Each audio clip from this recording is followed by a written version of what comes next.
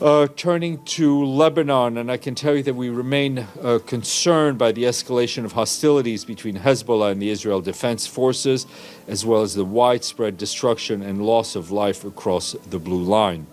The UN peacekeeping force in Lebanon, UNIFIL, is also concerned about numerous strikes on the Lebanese armed forces inside Lebanese territories, despite their declared non-involvement in the ongoing hostilities between Hezbollah and Israel.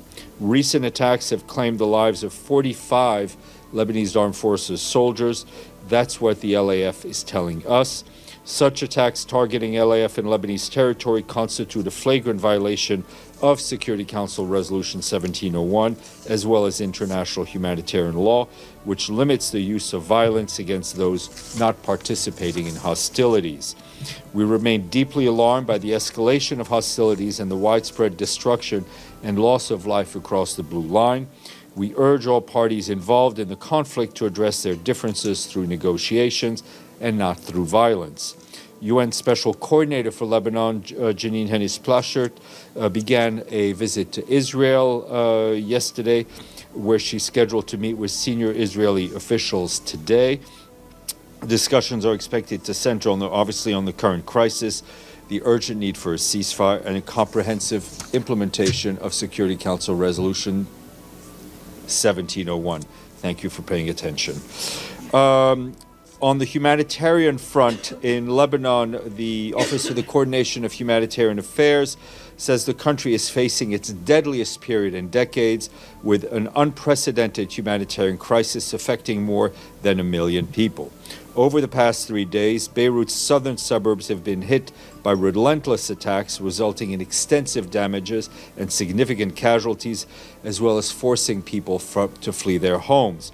On average, 250 people have been killed every week in November, bringing the death toll to more than 3,700 since the escalation of hostilities in October of last year. That's what the data that we are receiving from national authorities. UNICEF is also reporting that between the 22nd and the 23rd of November of this year, at least 9 children were killed, including boys and girls who were sleeping in their beds. This brings the total number of child deaths to at least 240 since October of last year. In response to the escalating violence, the Lebanese authorities have announced closures of schools in Beirut and surrounding areas, shifting to remote learning today.